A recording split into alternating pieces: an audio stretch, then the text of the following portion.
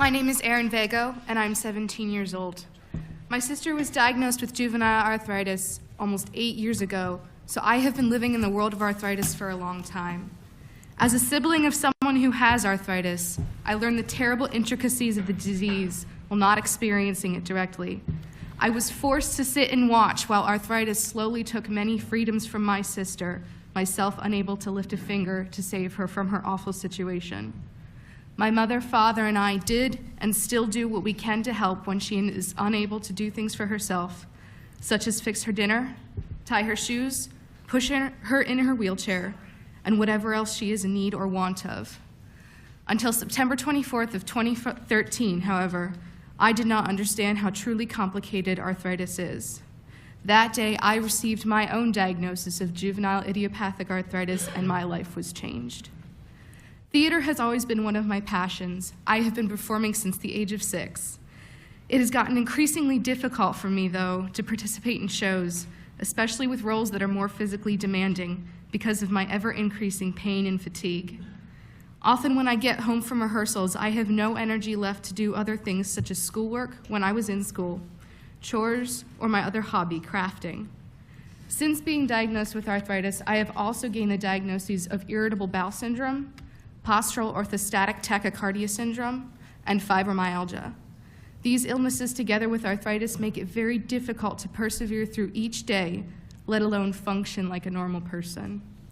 The type of arthritis I was diagnosed with has a comorbidity with a skin disease called psoriasis.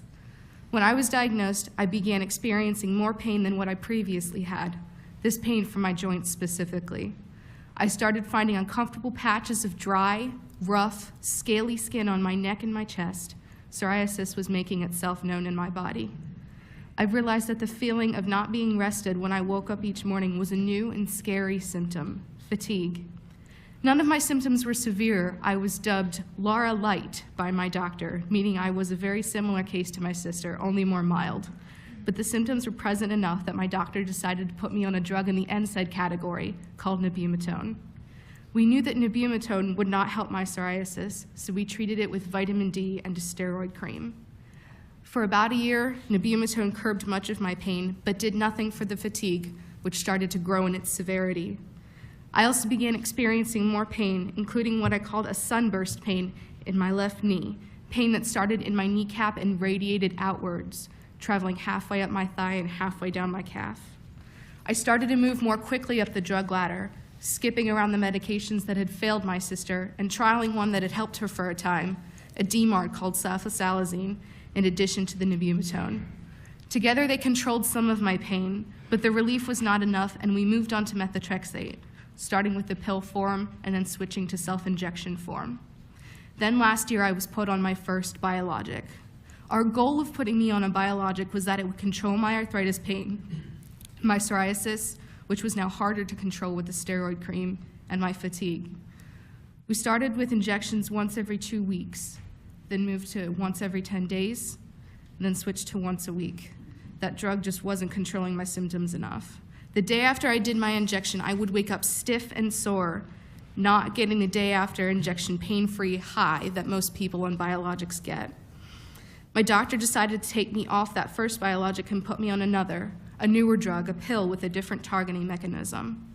Unfortunately, the side effects of this new biologic were too severe for me to endure, so my doctor and I decided to pursue yet another biologic. This new biologic is a 5th-tier biologic that is commonly administered by IV infusion and is a more aggressive drug. We were hoping that it would widely control my pain, clear up my psoriasis, and lessen my fatigue. The day before I was to have my first infusion, I received a call denying my usage of this drug because I hadn't been on another drug that used the same defense as my first biologic.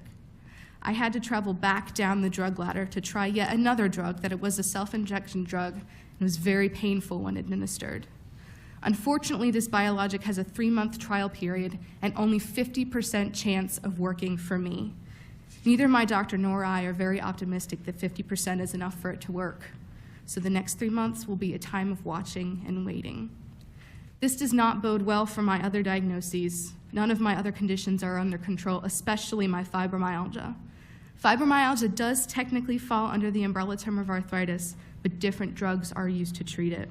In many cases of those who have arthritis, it is necessary for us to jump around the drug ladder in order for us to find the correct treatment unique to the manifestation of our condition. Insurance makes it very hard for us to do that. They have a step therapy that requires us to move up the drug ladder, drug by drug, step by step. For many cases, this results in children and adults having to wait a long time, in some cases multiple years, while putting unnecessary chemicals and toxins into their bodies to get to the drug that finally helps them when they could have had it when their doctor first thought to prescribe the medication.